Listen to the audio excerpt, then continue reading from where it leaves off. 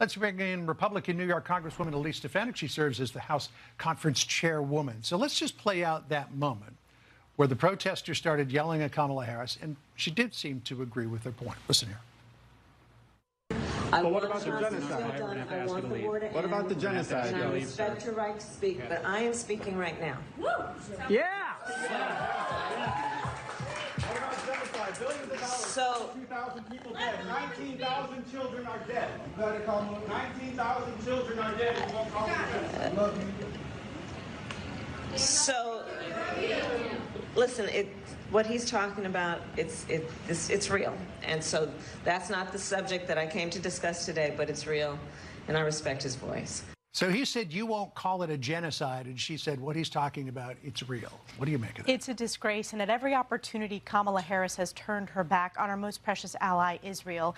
And you can see it play out. If you look at polling, Jewish voters are overwhelmingly voting for President Trump, who strongly had Israel's back and arguably, I believe, was the strongest American president we've ever had in history when it comes to our support for Israel, when it comes to the Abraham Accords. But the really, really sad and really concerning, really sick of that statement, John, I would say, is it's Hamas and Hezbollah terrorists who are chanting death to Israel, death to America, who committed atrocities on October 7th, just over a year ago.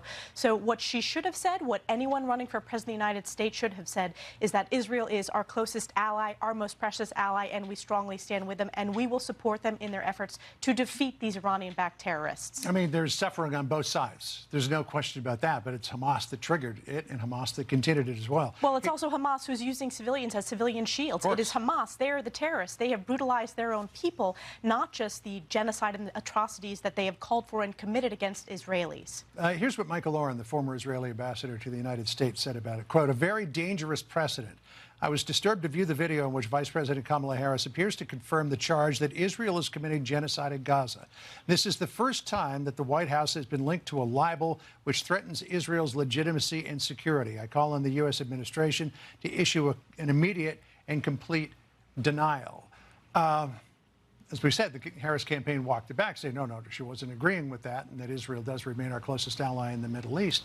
But when you take a look at the Biden-Harris administration and how it deals with Israel, you sometimes wonder, well, who do they really support? Well, they have done everything they can to appease the Iranian regime and, again, turn their back on Israel. Take the U.S. military aid that we passed in a bipartisan basis in Congress to Israel. This administration, with Joe Biden and Kamala Harris's support, slow-walked that aid, and they are still doing everything they can to undermine Israel's ability to fight for their own country, to fight for their very existence. This is the most important time in modern history for the U.S. to stand strongly with Israel. So again, Kamala Harris at every opportunity has chosen to turn her back on Israel, to show a lack of support, and even to appease the pro-Hamas talking points. These are the same talking points, John, think about it, that the pro-Hamas agitators are using on college campuses when they're committing anti-Semitic statements and physical assaults against Jewish students. So she is siding with them rather than siding with American principles and American values. As all of this is going on, now there's this troubling leak from intelligence that was apparently gathered by the National Reconnaissance Office about Israel's preparations to launch a retaliatory strike against Iran. John Kirby was asked about it. Here's what he said earlier. Listen. We're obviously keenly focused on what happened here, learning how it happened, and preventing it from happening again. And in the course of that work, that investigative work, we're certainly going to keep our antenna up and our eyes open for any potential future disclosures. But as we were chatting, as we were listening to Karine Jean-Pierre, you said that you detect a real lack of urgency about this. There's an absolute lack of urgency. This is very, very serious. It doesn't get more serious than this, particularly, as I said, when Israel is fighting for its very existence and conducting important operations every single day.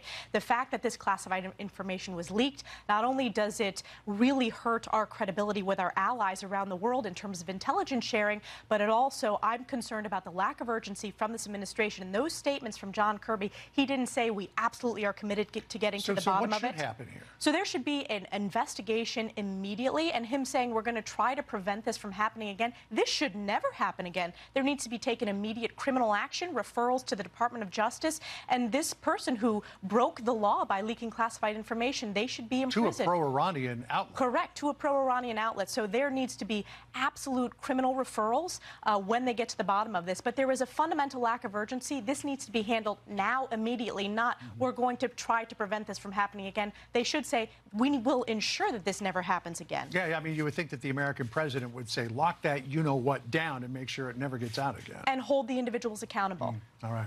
Congresswoman, good to talk to you. Good to see you in D.C., despite the fact that everybody else is on recess. We're working hard.